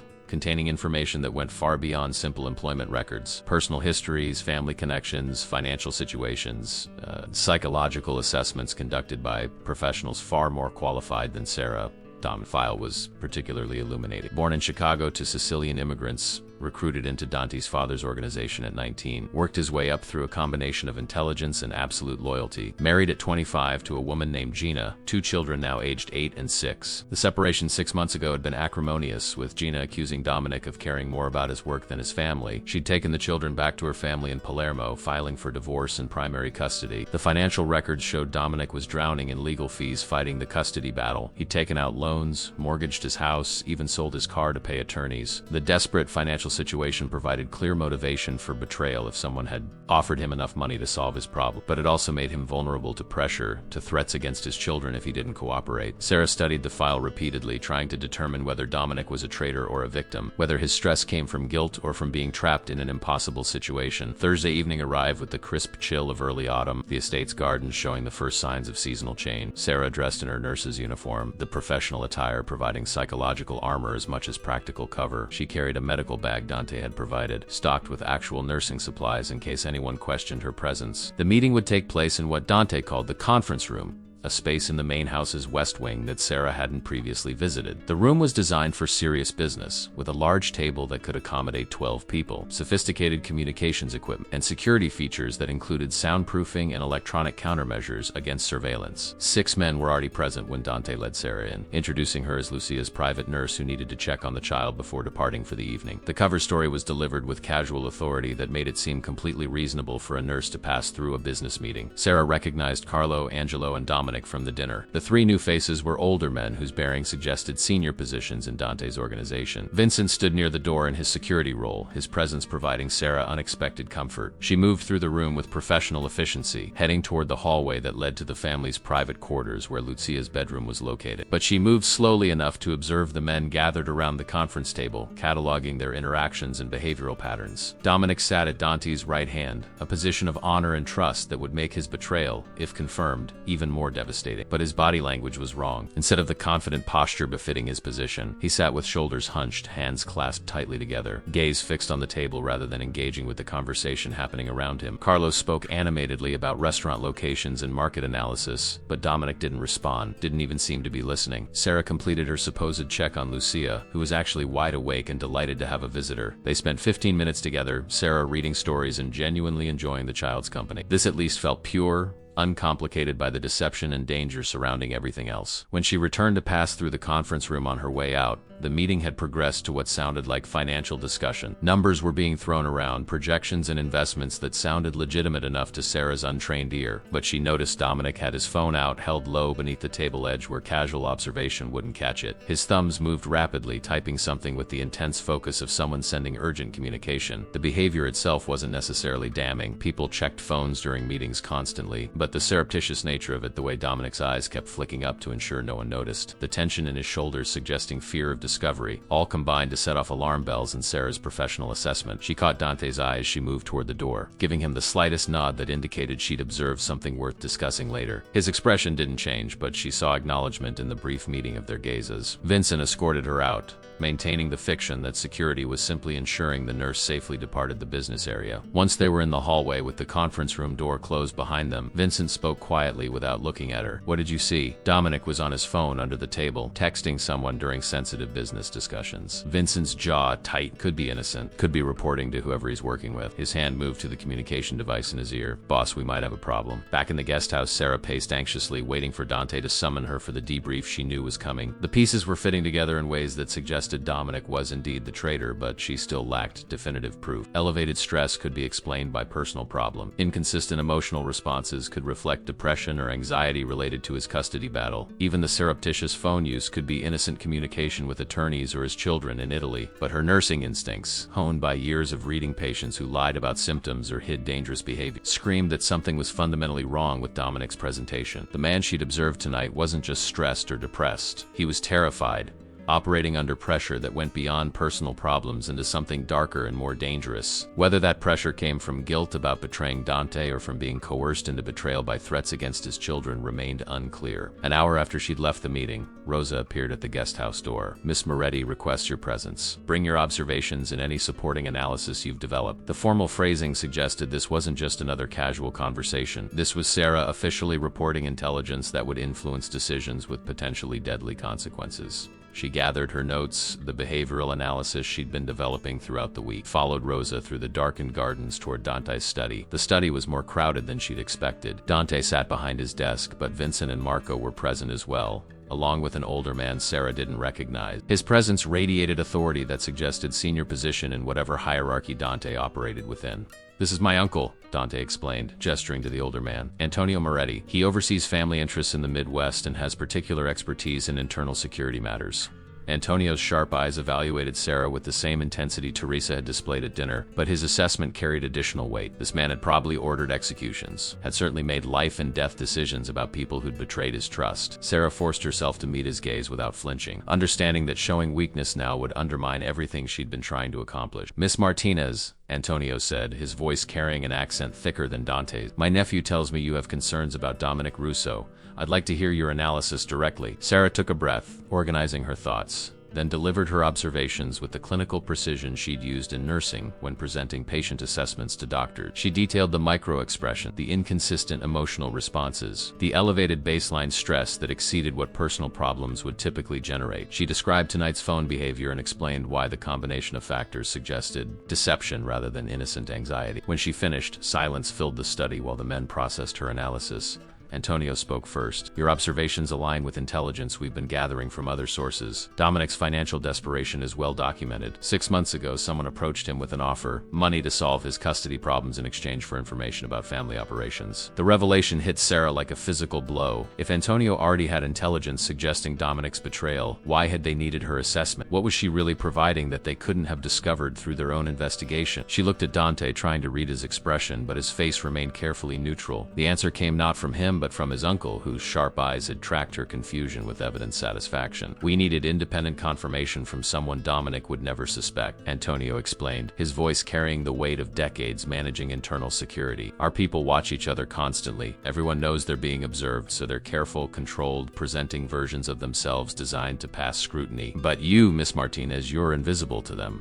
A nurse concerned with a child's welfare, someone beneath their notice as a threat. That makes you uniquely valuable for observing unguarded behavior. Sarah felt the full weight of how she'd been used settling over her. They'd known, or strongly suspected, Dominic's betrayal before she ever sat down to that family dinner. Her observations weren't providing new information. They were confirming existing intelligence while also testing her capabilities to operation. The realization should have made her angry, should have felt like manipulation. Instead, she understood the cold logic of it. In Dante's world, trust had to be earned through demonstrated competence, and this had been her test. "You used me to verify what you already suspected," Sarah said, keeping her voice level despite the complex emotions churning through her. Dante leaned forward, his gray eyes meeting hers with unusual intensity. "We needed to know if your skills were as strong as I believed them to be. If you'd failed to identify the same markers our trained intelligence operatives spotted, it would have told us your nursing expertise didn't translate to this work. But you didn't fail. You identified exactly what we needed you to see, which means you can be trusted with more complex assignments." The phrase "more complex assignments" sent ice through Sarah's veins. This was supposed to be a one-time situation, helping identify the traitor who'd endangered Lucia. But Antonio's presence and the careful way everyone was watching her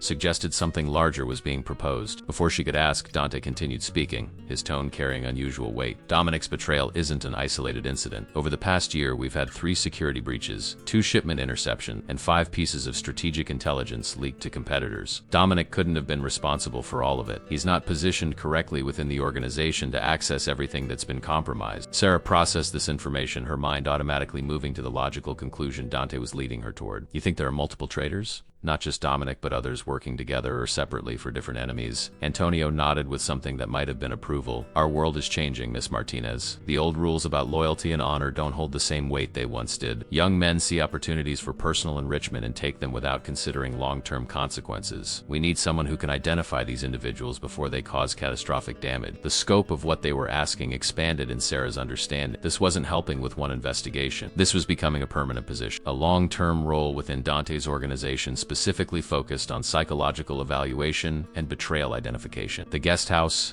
the medical care, Emma's tuition, all of it was investment in securing her services, not just for this moment, but potentially for years. She should refuse, should recognize this as the point where she could still extract herself from deepening involvement with organized crime. But she also recognized the cold reality of her situation. She had nothing to return to outside this estate. Her nursing career was effectively over. Her savings were gone. Her options for rebuilding any kind of normal life were virtually non-existent. "What exactly are you proposing?" Sarah asked, needing to hear the terms explicitly stated. Dante glanced at his uncle before responding, and Sarah caught the subtle permission seeking in that look. Antonio held authority here, despite Dante's obvious power within his own organization. "A formal position," Dante said. "You'd continue living on the estate, continue the cover as Lucia's private nurse, but your actual role would be conducting psychological evaluations of existing personnel and screening new recruits. You'd attend family gatherings and business meetings, observing interactions and identifying potential security risks before they materialize." Vincent spoke for the first time since Sarah had entered the study. "We'd continue your security training until you could handle yourself in dangerous situations. You'd learn proper tradecraft, how to conduct investigations without revealing your purpose, how to gather intelligence that stands up to scrutiny." Marco added his perspective in his characteristic quiet way. "The medical cover is perfect because it gives you legitimate reason to interact with everyone from senior leadership to entry-level associates. People talk around medical personnel, share things they'd never tell security officers or family members." Sarah felt the trap closing around her, though whether it was a trap or an opportunity remained unclear. "The salary they're offering is substantial," Antonio said, naming a figure that made Sarah's breath catch. "More than she'd made as a nurse, more than she'd dreamed of earning in any legitimate profession available to someone with her spotty employment history. Plus continued housing, medical care, security, and full tuition for Emma through graduate school if she chooses to pursue further education." "And if I refuse?" Sarah asked, though she already knew the answer. "Then you remain in the guest house until you're healthy enough to return to normal life," Dante said. "Everything I promised stays in place, but you'd be walking away from an opportunity to use your skills in ways that matter, to protect people who genuinely need protection, and to build financial security you'll never achieve working as a floor nurse, even if you managed to get your license reinstated." The analysis was brutally accurate. Sarah had spent years of her nursing career feeling undervalued, watching administrators make decisions that prioritized profits over patient care, seeing good nurses burn out from overwork and inadequate support. The profession she'd loved had chewed her up and spit her out without hesitation when she became a liability. Why should she feel loyalty to a system that had shown her none? At least in Dante's world, Loyalty was valued and rewarded. Betrayal was punished, but competence and dedication were recognized in concrete ways. "I need time to think," Sarah said, though she suspected everyone in the room knew she was going to accept. "Take 24 hours, Antonio said, standing with the fluid grace of someone who'd remained physically capable despite his age. "But understand that Dominic's situation is moving toward resolution. Once we handle him, there will be organizational changes that create opportunities for new positions. Your role would be established as part of that restructuring, which means the window for accepting is limited." The implicit threat was clear. If she waited too long, the opportunity would pass, and she'd be left with nothing except whatever minimal support Dante's conscience demanded he provide. Vincent escorted Sarah back to the guest house, his presence solid and reassuring in the darkness. At the door he paused, his expression unusually serious. "For what it's worth, I think you should take it. You're good at this work.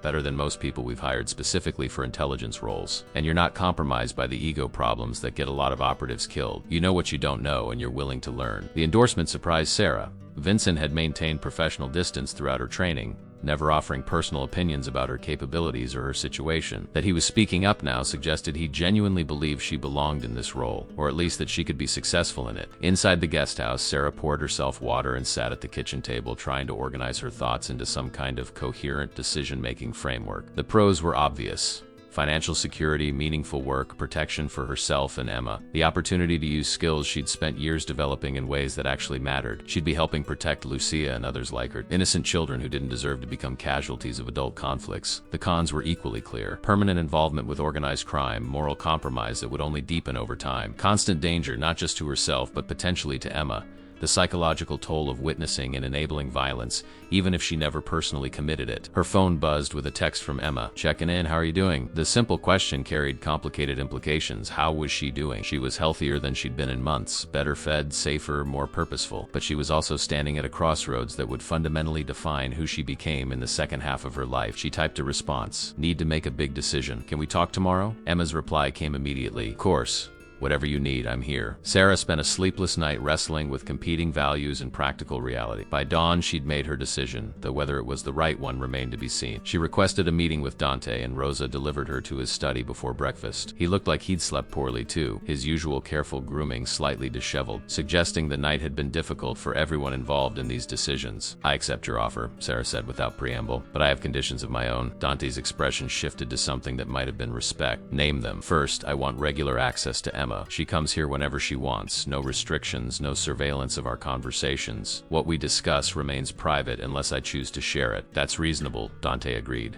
"What else?" "Second, I want Dr. Castellano to continue my medical oversight, but I also want access to a therapist outside your organization. Someone who doesn't report to you, who I can talk to honestly about the psychological impact of this work." "That's already arranged," Dante said, surprising her. Dr. Chun specializes in treating people in high-stress operational roles. She has security clearance and knows how to maintain confidentiality while working with clients in sensitive positions. "Third," Sarah continued, "if I identify someone as a security risk, I want to know what happens to them. I don't need details, but I need to understand the consequences of my assessments. I won't be complicit in harm I'm not aware I'm causing." Dante's expression became serious. "Some of those consequences will be severe. Can you live with knowing that your evaluations lead to people being eliminated?" The question forced Sarah to confront the reality of what she was agreeing to. In her nursing career, her assessments had led to treatment plans, interventions, occasionally involuntary psychiatric holds that patients resented, but that kept them alive. Now her assessments would lead to deaths, to families losing fathers and sons and brothers because she'd identified behavioral patterns that suggested betrayal. Could she live with that? The honest answer was that she didn't know. But she also understood that in Dante's world, people who betrayed trust got people killed. Her role was identifying the threats before they could act, potentially saving innocent lives like Lucia's. "I can live with it if the people being eliminated actually pose genuine threats," Sarah said carefully. "I won't be part of purges based on paranoia or political maneuvering within your organization. Every assessment I provide will be honest and evidence-based. If you act on bad intelligence, that's on you, not me." "Fair," Dante said, extending his hand across the desk. "Welcome to the family, Miss Martinez." The handshake sealed Sarah's fate in ways she couldn't fully comprehend in that moment. Within hours, the estate transformed around her. Subtle shifts that marked her change in status from temporary guest to permanent member of Dante's organization. Vincent arrived with new communication equipment, showing her how to use encrypted phones and secure messaging system. Marco brought personnel files for the 17 people currently under suspicion for various security concerns, explaining that her first official assignment was reviewing these cases and providing psychological assessments within 2 weeks. Rosa appeared with a contract, legally drafted and surprisingly comprehensive, outlining Sarah's salary, benefits, confidentiality obligation, and the terms under which either party could terminate the arrangement. Sarah read it carefully, her nursing background having taught her to scrutinize medical consent forms for hidden complications. The document was remarkably straightforward, though the non-disclosure agreements and liability waivers made clear that revealing anything about Dante's operations would result in consequences. The contract delicately termed severe and immediate. Emma arrived that afternoon, having driven from campus the moment Sarah called requesting her presence for important discussion. They sat in the guest house living room, and Sarah explained everything. The formal position, the salary that would change both their lives, the moral complications that came with working for organized crime. Emma listened without interrupting, her social work training evident in how she processed information without immediate judgment, asking clarifying questions rather than emotional reaction. When Sarah finished, Emma sat quietly for several minutes, her intelligent eyes distant with thought. "Mom, I need to know one thing, and I need you to be completely honest with me. Are you doing this because you want to or because you feel like you have no other choice?" The question cut to the heart of Sarah's internal conflict. "Both," Sarah admitted. "I want meaningful work that uses my skills and provides security we've never had, but I also recognize that my options for rebuilding a normal life are virtually non-existent. The cancer, the homelessness, the suspended license, all of it creates barriers I don't have resources to overcome without help." Emma reached across the space between them, taking her mother's hands. "I'm not going to tell you what to do. You're an adult, and this is your life, but I need you to promise that you'll talk to that therapist, Dr. Chun, regularly, that you'll be honest about how this work affects you, and that if it becomes too much, if you start losing yourself, you'll walk away, even if it means starting over with nothing." The fierce protectiveness in Emma's voice reminded Sarah of why she'd survived the streets, why she'd fought through cancer and poverty and despair. Her daughter deserved a mother who remained recognizably human despite whatever compromises this new life required. "I promised," Sarah said, meaning it completely. The Dominic situation resolved 3 days later with sudden finality that left Sarah shaken despite her mental preparation for consequences. She wasn't present for whatever confrontation occurred, wasn't privy to the details of how Dante's uncle Antonio handled internal discipline, but Dominic simply disappeared from the organizational chart. His name removed from meeting schedules and contact lists as if he'd never existed. The efficient erasure was somehow more disturbing than graphic details would have been. Vincent explained what he was permitted to share during one of their security training sessions. Dominic was given a choice: disappear permanently to witness protection arranged through law enforcement contacts willing to help in exchange for information about rival organizations, or face traditional consequences for betrayal. He chose disappearance, accepting permanent separation from the life he'd known in exchange for continued existence. His children would be told he died in an accident, his wife would receive life insurance money from policies maintained for exactly such circumstance, and Dominic Russo would cease to exist except as a cautionary tale about the price of disloyalty. The mercy inherent in that choice surprised Sarah until she understood the calculation behind it. Dominic had been coerced into betrayal through financial desperation and threats against his children. He wasn't a willing traitor seeking to destroy Dante's organization, just a desperate father who'd made terrible choices under impossible pressure. That context earned him the opportunity to disappear rather than face execution, though the permanent loss of identity and family was its own kind of death. Sarah's assessment had contributed to understanding Dominic's motivation, had helped Antonio and Dante recognize the difference between malicious betrayal and coerced cooperation. That distinction had literally saved Dominic's life, though whether the life he'd been given was worth saving remained debatable. The realization that her psychological evaluations could influence mercy as well as condemnation provided unexpected comfort. She wasn't just identifying people for elimination. She was helping distinguish between genuine threats and victims of circumstances who deserved second chances, however complicated those chances might be. The 17 files Marco had provided proved more challenging than Sarah anticipated. Each represented a person whose behavior had triggered security concerns, whose loyalty had been questioned, whose future depended partly on her professional assessment. She approached each case methodically, studying financial records, reading interview transcripts, reviewing surveillance footage that captured unguarded moments, building psychological profiles that went beyond surface presentation to underlying motivations and character. 3 of the 17 were clearly innocent, their suspicious behavior explained by personal circumstances that had nothing to do with betrayal. A shift supervisor whose erratic schedule stemmed from caring for a parent with dementia, not from secret meetings with competitors. A warehouse manager whose unexplained absences were for cancer treatments he'd hidden from employers, not for conspiring with thieves. An accountant whose nervous behavior during audits reflected general anxiety disorder, not guilty conscience about embezzlement. Sarah's reports clearing these 3 were delivered with detailed, psychological analysis explaining the behavioral markers that had triggered suspicion and the evidence indicating innocent explanation. Within days, 2 of them received promotions and increased responsibility, Dante's way of making amends for unwarranted suspicion. The third was quietly provided with the medical support needed to continue cancer treatment without hiding his condition. His job security assured regardless of how much work he missed for appointments. But 4 others showed patterns that deeply concerned Sarah. Financial irregularities that couldn't be explained by documented income. Communication with known associates of rival organizations that exceeded what professional courtesy would justify. Behavioral inconsistencies suggesting divided loyalties or external pressure. She documented her concerns carefully, providing evidence and analysis rather than accusations, letting Dante and his security team make final determinations about appropriate responses. The remaining 10 fell into gray areas that required continued observation, possible problems that needed more data before drawing conclusions. Sarah recommended surveillance increases, strategic information feeding to test for leaks, careful monitoring of financial situations that might create vulnerability to recruitment by enemies. The nuanced approach impressed Antonio, who told Dante during a meeting Sarah wasn't supposed to overhear that she understood the difference between security and paranoia, between genuine threats and normal human complexity. 6 weeks into her new position, Sarah had developed routines that felt surprisingly normal despite the abnormal circumstances.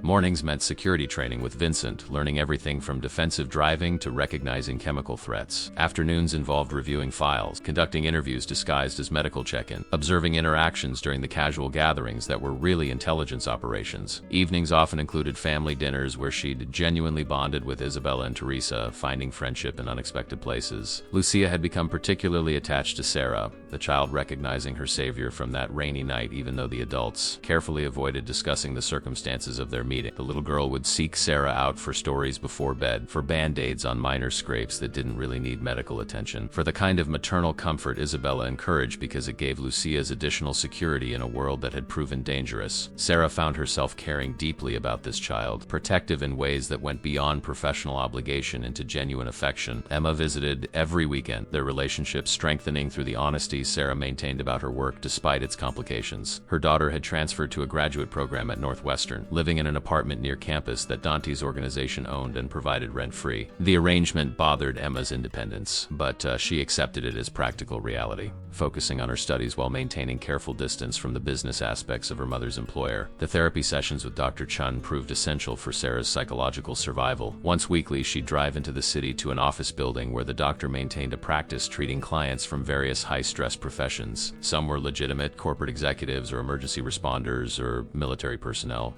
Others, Sarah suspected, came from worlds similar to Dante's doctor. Chun never asked directly about Sarah's specific work, but she created space for processing the moral complications and emotional toll of identifying people whose fates would be determined partly by her assessments. 3 months into her position, Sarah sat in Antonio's office for what he'd termed a performance review. The older man studied her across his desk with eyes that had evaluated countless people over decades of managing family security. "You've exceeded expectations," he said without preamble. "The 4 people you identified as genuine security risks have all been confirmed through independent investigation. 2 were selling information to the Castellano family. 1 was working with federal prosecutors building a RICO case. And the 4th was planning to steal from us to fund a gambling addiction." Sarah felt her stomach clench. What happened to them? The question came out steadier than she felt. Antonio's expression remained neutral. "The 2 selling information have been handled. The 1 working with prosecutors accepted a generous relocation package to somewhere federal protection programs will keep him comfortable and silent. The gambler's in treatment, his debts paid, his position changed to something with no access to finances. Your psychological assessment helped us understand his motivation wasn't malicious, just compulsive, which saved his life." The casual mention of people being handled carried implications Sarah tried not to examine too closely, but she also recognized that her nuanced reports had prevented at least 2 deaths, had distinguished between people who deserved mercy and those who'd consciously chosen betrayal for profit. That had to count for something, had to provide moral justification for her continued participation in this world. "Dante wants to expand your role, Antonio. There's a situation in Milwaukee that requires your expertise. One of our restaurant managers has been exhibiting concerning behavior, but the local security team can't determine if it's personal problems or something more serious. You'd spend a week there, working undercover as a health inspector conducting routine evaluation, observing the manager and his staff. The assignment would take Sarah outside the relative safety of the estate. would expose her to operational aspects of Dante's business she'd so far been shielded from. Milwaukee in November carried the kind of penetrating cold that reminded Sarah of her nights on the streets, though now she arrived in a heated car and checked into a hotel that represented comfort she'd once only imagined. The cover Vincent had arranged was perfect in its mundane detail. Sarah Martinez, health inspector for the Illinois Department of Public Health, conducting routine cross-state evaluations of restaurants with multi-location operations. She had credentials that would survive casual scrutiny: a rental car registered to a fake but functional identity, and a communication device disguised as a fitness tracker that would alert Dante's security team if she triggered a panic signal. The restaurant, an upscale Italian establishment called Bellinot, occupied a converted warehouse in Milwaukee's 3rd Ward. It was legitimately successful, drawing crowds for its authentic cuisine and elegant atmosphere. But it also served as a distribution hub for Dante's less legal operations, a fact Sarah had been briefed on with clinical precision. Shipments came through the kitchen's receiving area. Money was laundered through the restaurant's accounts, and key personnel used the space for meetings that had nothing to do with food service. The manager, Thomas Chun, had been with the organization for 5 years. Loyal, competent, trusted with increasingly important responsibility. But 3 months ago, his behavior had shifted. Unexplained absences, defensive responses to routine questions, financial irregularities that his explanations didn't quite cover. The Milwaukee security team had flagged him as a potential problem, but they needed psychological assessment to determine whether he was a threat or simply going through personal crisis that manifested as suspicious behavior. Sarah arrived at Bellinot Tuesday morning, clipboard in hand, projecting the bureaucratic authority that health inspectors wielded with casual confidence. The hostess,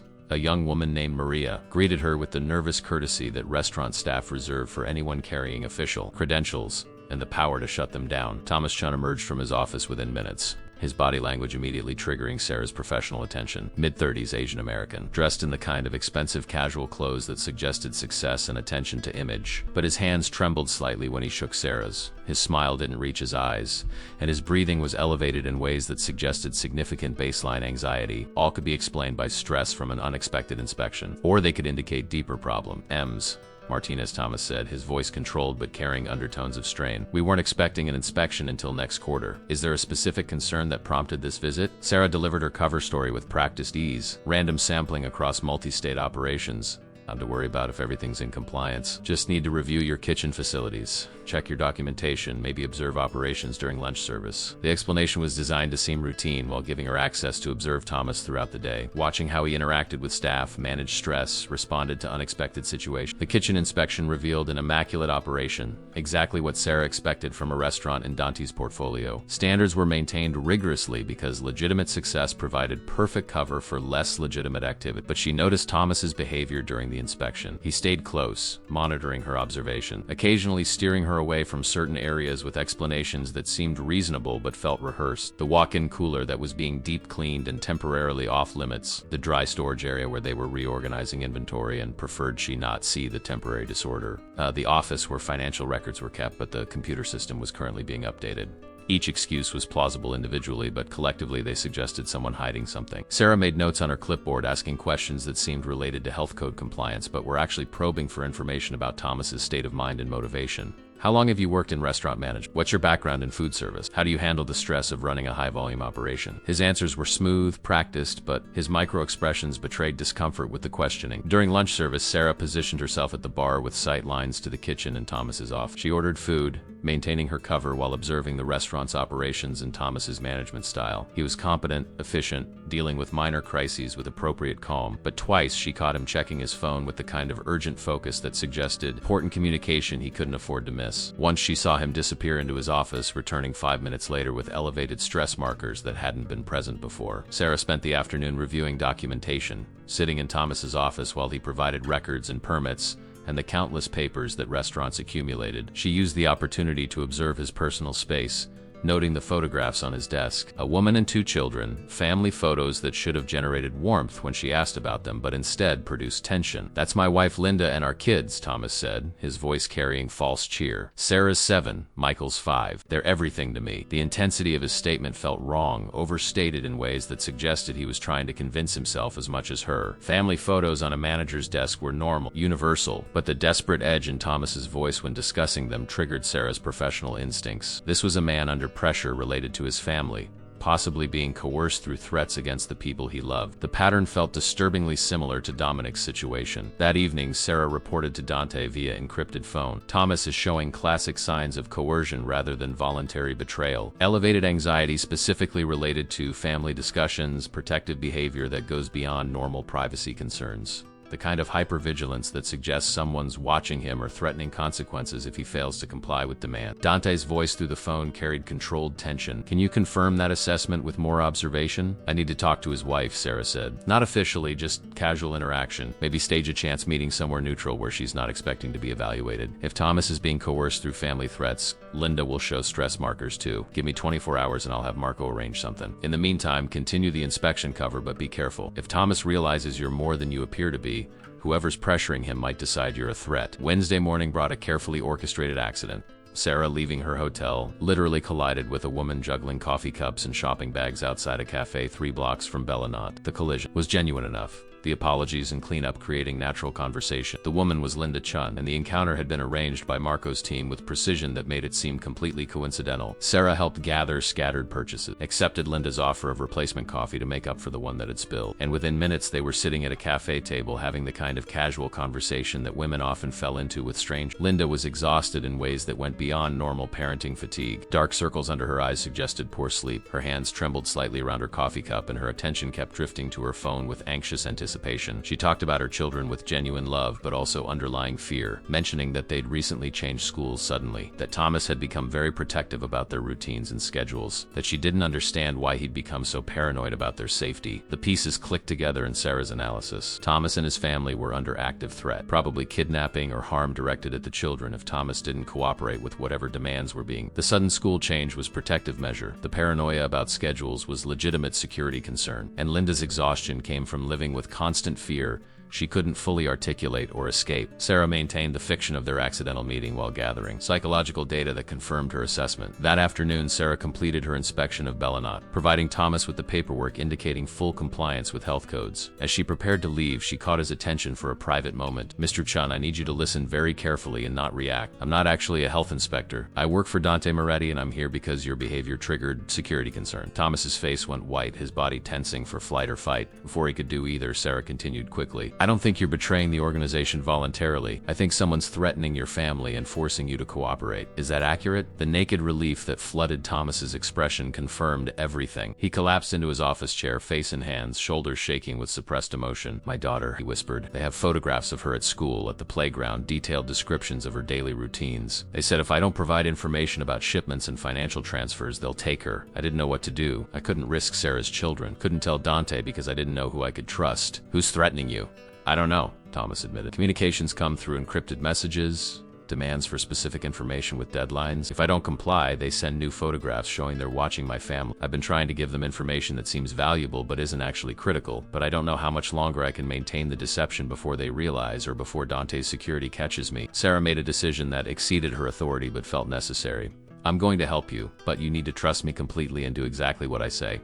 First, we're going to tell Dante everything. Second, we're going to set a trap using you as bait to identify who's running this operation. Third, we're going to protect your family with resources that will make whoever's threatening them understand they chose the wrong target." Thomas looked up, hope and fear warring in his expression. "Why should I trust you? Because 3 months ago I was sleeping in a cardboard box in a Chicago alley, and Dante Moretti gave me a second chance at life. I've seen how he treats people who are coerced versus people who choose betrayal. You chose to protect your family, which means he'll help you if you're honest with him now." The personal revelation caught Thomas off guard, creating connection that professional distance never could. They spent the next hour with Sarah documenting everything Thomas knew about the threats, the information he'd been forced to provide, the methods his mysterious handlers used to communicate. By evening, Dante's security team had descended on Milwaukee with the kind of coordinated response that demonstrated why his organization survived when others fell. Linda and the children were extracted to safe location under protection so comprehensive that even dedicated professionals would struggle to find them. Thomas was fitted with communication equipment and prepared for the next contact from his handlers with instructions to continue cooperating while feeding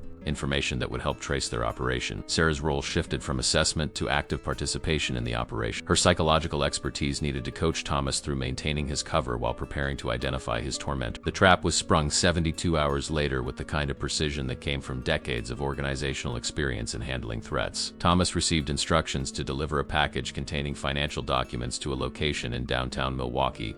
a public park where surveillance would be difficult but not impossible. Dante's team positioned people throughout the area, blending into the urban landscape as joggers and dog walkers and homeless individuals whose presence no one questioned. Sarah watched from a coffee shop across the street, her nursing background allowing her to observe without appearing to another anonymous face in the city's daily rhythm. The man who met Thomas was younger than Sarah expected, maybe late 20s, with the nervous energy of someone operating beyond their competence level. The exchange was quick, professional on the surface, but revealing to trained observation. The courier kept checking over his shoulder, his body language screaming amateur hour despite obvious attempts at tradecraft. Vincent's voice crackled through Sarah's earpiece, barely audible beneath the coffee shop's ambient noise. Target acquired. Following to determine if he's the principal or just a messenger. He was a messenger, as they discovered when Dante's team tracked him through 3 careful surveillance detection routes before he finally arrived at a building in Milwaukee's industrial district. The operation moved with coordinated efficiency that demonstrated why Dante's organization had survived generations of internal and external threats. Within an hour, they'd identified the building's occupants,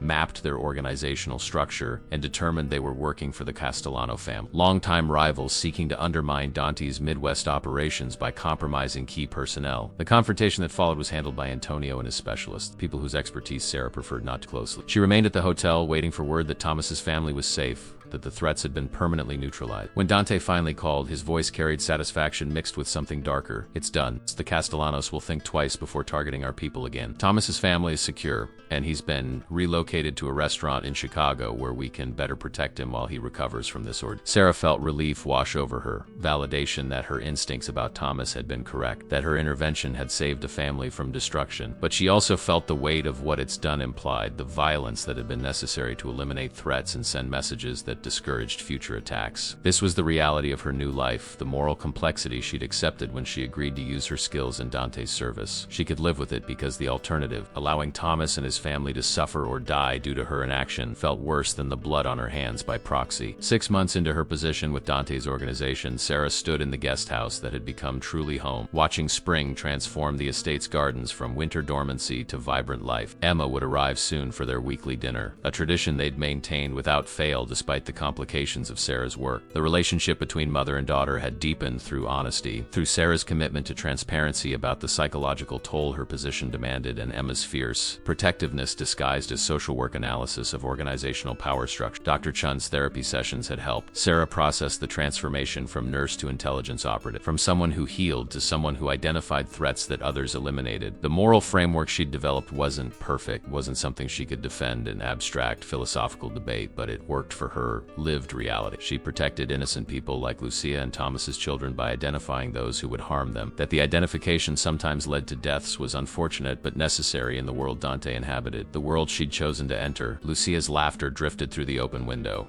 the child playing in the gardens with Isabella watching over her with maternal vigilance that had intensified. Since the kidnapping attempt, Sarah had become integral to that protective circle, trusted not just for her professional skills but for genuine care she'd developed for this family that had saved her from the streets. The irony wasn't lost on Sarah that the Mafia boss and his relatives had shown her more compassion and support than most of the legitimate systems she'd relied on throughout her previous life. Her nursing license had been reinstated 3 months ago. Dante's lawyers navigating the bureaucratic process with resources and expertise Sarah could never have afforded independently, but she hadn't returned to hospital work, hadn't even considered it seriously. The skills she'd spent years developing were more valuable here, more appreciated, compensated in ways that reflected their actual worth rather than the artificial constraints of healthcare economics. She was good at this work, better than she'd been at nursing toward the end when burnout and illness had compromised her clinical judgment. Dante appeared at the guest house door carrying the easy confidence of someone comfortable in his power but not corrupted by it. The relationship between them had evolved from employer and employee to something closer to genuine friendship, built on mutual respect and shared commitment to protecting the people they cared about. "We have a situation in Detroit," he said without preamble. "New restaurant opening.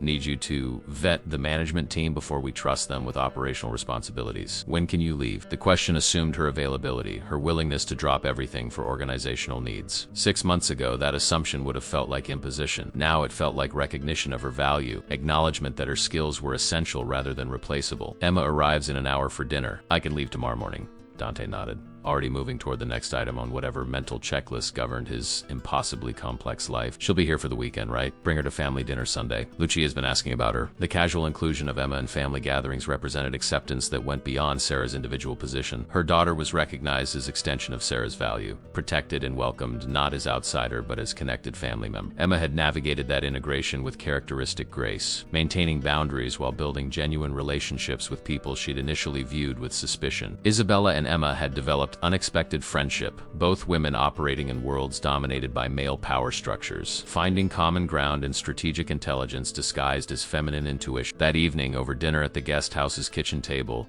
Sarah and Emma talked about everything and nothing: classes and papers and the minutiae of graduate school life, funny stories about Lucia's latest exploits and Isabella's dry commentary on organizational politics, carefully vague references to Sarah's work that respected confidentiality while maintaining honesty about general psychological toll. They'd developed language for discussing Sarah's life without explicit detail, understanding that some knowledge created liability neither wanted Emma to carry. "Mom," Emma said as they finished dessert, her tone shifting to more serious register, "are you happy?" The question wasn't accusatory, simply genuine curiosity from someone who'd watched Sarah transform from homeless desperation to carefully maintained competence. Sarah considered her answer carefully, not wanting to offer easy platitudes, but also not wanting to burden Emma with complexity the question hadn't requested. "I'm content," Sarah said finally. "I'm useful, valued, financially secure, doing work that matters, even if the context is morally complicated.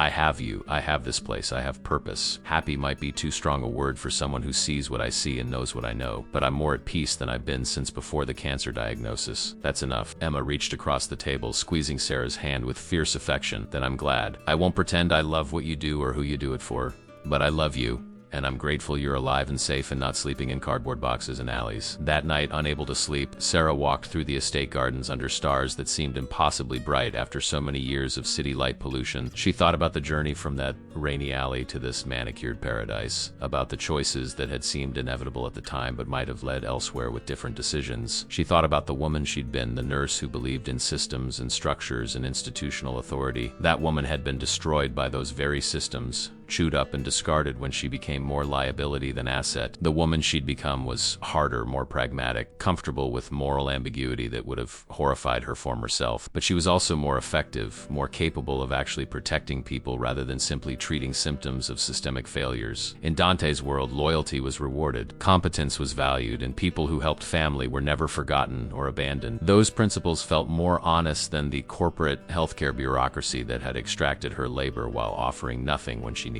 A sound behind her made Sarah turn, finding Dante approaching through the darkness. Neither spoke immediately, simply sharing the quiet and the night air and the comfortable silence of people who understood each other, without needing constant communication. "I've been thinking about that night," Dante said finally. "When you chose to share your cardboard shelter with my daughter, instead of ignoring her or turning her over to police who might not have been trustworthy, that single decision changed everything for both of us." Sarah smiled at the memory, that terrified little girl who'd wandered into her alley and somehow become the catalyst for complete life transformation. "I was just doing what any decent person would." "That's what you think," Dante replied. "But I've learned that decency is rarer than it should be, especially among people who have nothing left to lose. You had every reason to focus solely on survival, but you chose compassion instead. That's why you're here, why you'll always have place in my family regardless of whether you continue working for me professionally." The declaration carried weight that Sarah felt in her chest, emotion tightening her throat unexpectedly. "Thank you," she managed, "for everything, for seeing value in me when I couldn't see it in myself." They stood together in the darkness, the Mafia boss and the former homeless nurse, connected by circumstances neither could have predicted, but both had learned to navigate. Tomorrow, Sarah would travel to Detroit, would evaluate new personnel and identify potential threats and continue building psychological profiles that protected Dante's organization. But tonight, she simply stood in the gardens of her unlikely home and felt grateful for the strange mercy that had led her here, for the little girl whose tears had changed everything, and for the dangerous man who'd recognized that saving his daughter meant Sarah deserved saving too. In the main house, lights glowed warm through windows that framed domestic scenes of remarkable normalcy. Isabella reading before bed, Teresa working on needlepoint while watching television, Lucia sleeping peacefully under protection so comprehensive that nothing would ever threaten her again. This was what Sarah protected now.